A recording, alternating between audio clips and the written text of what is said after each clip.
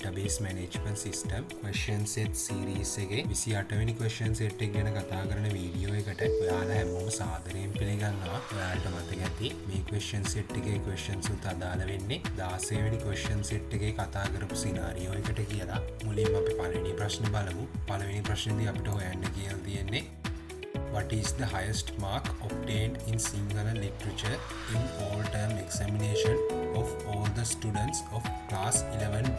මෙතනදී අපිට 11B class එකේ සිසුන් සියලුම වාර විභාගවල සිංහල සාහිත්‍ය විෂයට ලබාගත්තු වැඩිම ලකුණු හොයන්න කියලා තමයි මෙතනදී අපිට කියලා තියෙන්නේ. දැන් මම ඒකට අදාළ කෝඩ් එකක් ක්‍රියේට් කරගන්නම්.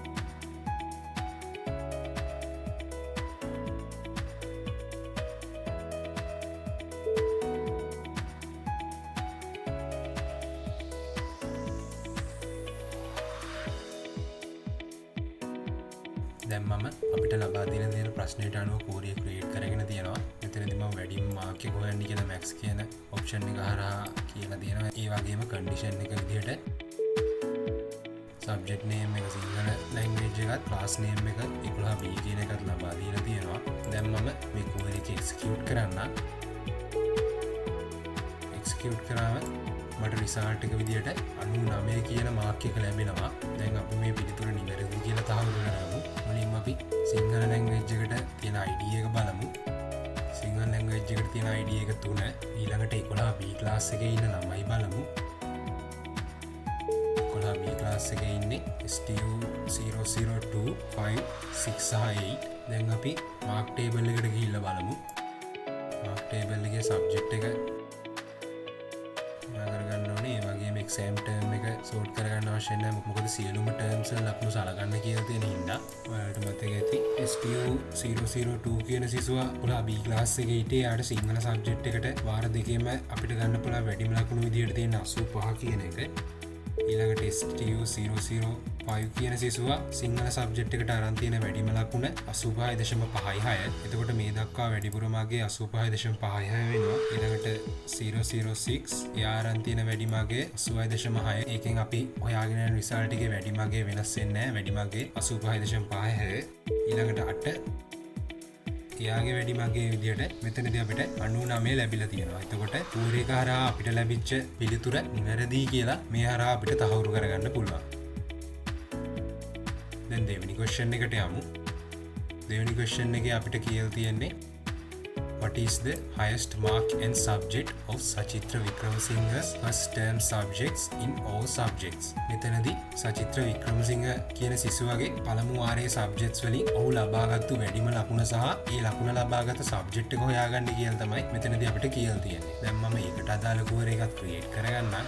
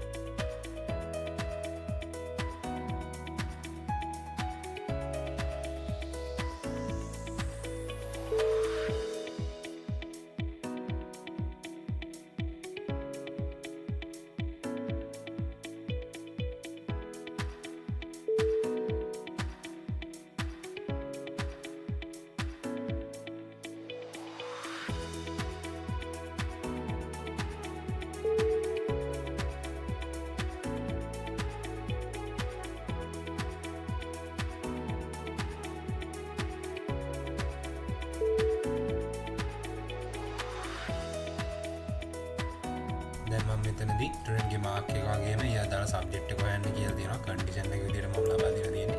ස්ටුඩන්ට්ගේ ෆස්ට් නේම් එක සචිත්‍ර විදිහටත්, ලාස්ට් නේම් එක වික්‍රමසිංහ විදිහටත් සහ ටර්ම් නේම් එක ෆස්ට් ටර්ම් එන්න ඕනේ කියන එක. දැන් මම මේ query එක execute කරන්නම්. execute කරාම අපිට result එක විදිහට මාක් එක 85.5 ලැබෙනවා. ඒ වගේම සබ්ජෙක්ට් එක විදිහට mathematics කියන සබ්ජෙක්ට් එක ලැබෙනවා. දැන් තුන්වෙනි question එක බලමු. Question එකේදී find the name and the mark of the students who scored between 70 and 90 marks in the mathematics subjects in the first term. මෙතනදී පළවෙනි වාර විභාගයේ mathematics subject එකට ලකුණු 70වත් 90වත් අතර ගත්ත සිසුන්ගේ නම සහ උන් ලබාගත්තු මාක් එක හොයන්න කියලා තමයි මෙතනදී අපිට කියලා තියෙන්නේ. දැන් මම ඒකට අදාළ query එකක් create කරගන්නම්.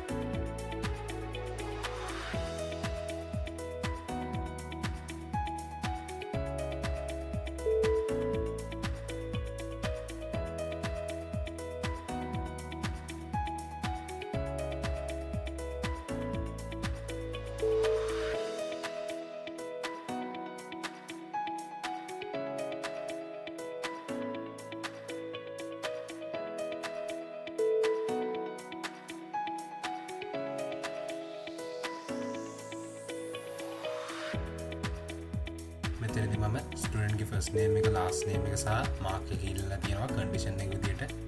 ටර්ම් නේම් එක ෆස්ට් ටර්ම් විදියටත්, සබ්ජෙක්ට් නේම් එක මැතමැටික්ස් විදියටත් සහ මාක් එක 70ත් සහ 90ත් අතර තියෙන්න ඕනේ කියන එක මම මෙතනදී ලබා දීලා තියෙනවා. දැන් මම මේ query එක execute කරන්න. execute කරාම අපිට mathematics subject එකට පළවෙනි වාරේ ලකුණු 70 සහ 90 අතර ලකුණු ලබාගත් සිසුන් මෙතනදී අපිට නිරූපණය කරනවා.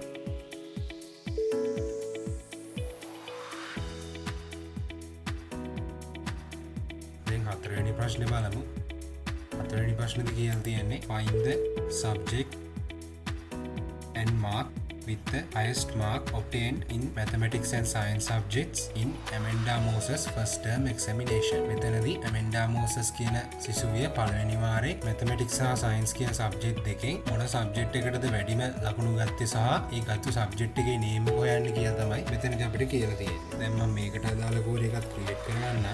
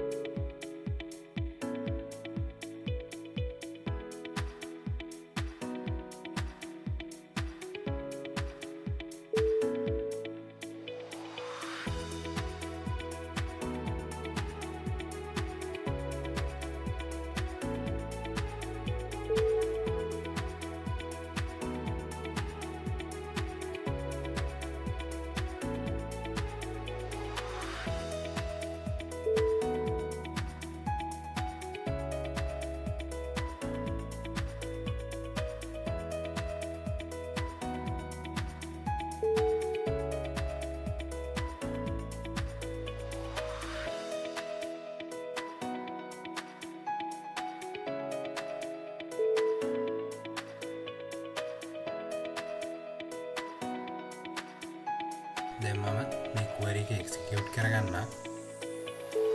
execute කරගත්තාම අපිට මෙතනදී වැඩිම ලකුණ 90 විදියටත් subject name එක mathematics විදියටත් ලැබෙනවා. දැන් මේ පිළිතුර නිවැරදිද කියලා තහවුරු කරගමු. මෙතනදී Amanda Moses ගේ index number එක STU004, subject එකට අදාළ ID එක 1 සහ 2, ඒ වගේම term එකට අදාළ ID එක 1.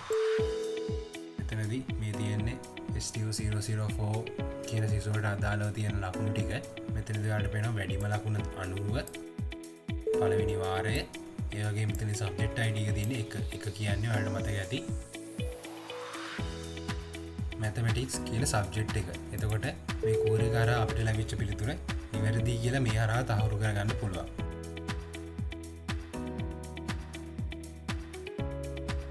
දැන් පස්වෙනි ප්‍රශ්නේ බලමු. පස්වෙනි ප්‍රශ්නේදී Madara වනසේකර find the highest marks in mathematics and science and Sinhala language and literature in the second term examination. මෙතනදී දෙවන වාර විභාගේ මදාරා වනසේකර කියන සිසුවියගේ සියලුම සබ්ජෙක්ට්ස් වල වැඩිම ලකුණු හොයන්න කියලා තමයි මෙතනදී අපිට කියලා තියෙන්නේ. දැන් මම ඒකට අදාළ කෝරේ එකක් ක්‍රියේට් කරගන්නම්. මේ ප්‍රශ්නෙටත් හතරවෙනි ප්‍රශ්නෙම කෝරේ එක යොදා ගන්න පුළුවන් නිසා මම මේ කෝරේ එක යොදා ගන්නම්.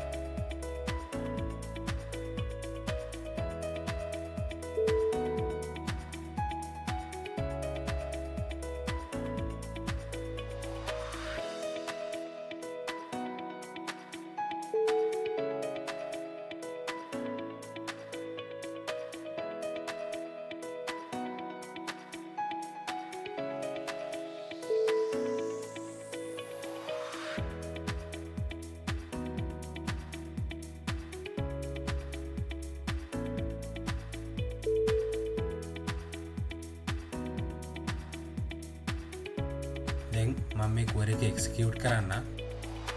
එක්සිකියුට් කරාම අපිට මෙතනදී සබ්ජෙක්ට් තුනටම දෙවෙනි වාරේ මදාරා වනසේකර කියන සිසුවිය ලබාගත් වැඩිම ලකුණු විදියට 85 කියන ලකුණ ලැබෙනවා. දැන් මේ ලැබිච්ච පිළිතුර නිවැරදි කියලා බලමු. මෙතනදී මදාරා වනසේකර කියන සිසුවියගේ ස්ටුඩන්ට් ID එක STU002 එක්සෑම් ටර්ම් එකට අදාළ ID එක 2 මේ තියෙන්නේ මදාරා වනසේකර කියන සිසුවියට අදාළ විශාල සෙට් එක. මෙතනදී දෙවෙනි වාරේ වැඩිම ලකුණු විදියට ඔයාලට 85 කියන මාක් එක තියෙනවායි කියලා මෙතනදී බලා ගන්න පුළුවන්. එතකොට මේ කෝරේ හරහා අපිට ලැබිච්ච පිළිතුර නිවැරදි කියලා මේ හරහා තහවුරු කරගන්න පුළුවන්. හරි එහෙනම් යාළුවනේ 28 වෙනි ක්වෙස්චන් සෙට් එක ගැන කතා කරන වීඩියෝ එක මෙතනින් අවසන් වෙනවා. ඔයාලා හැමෝටම සුබ දවසක්.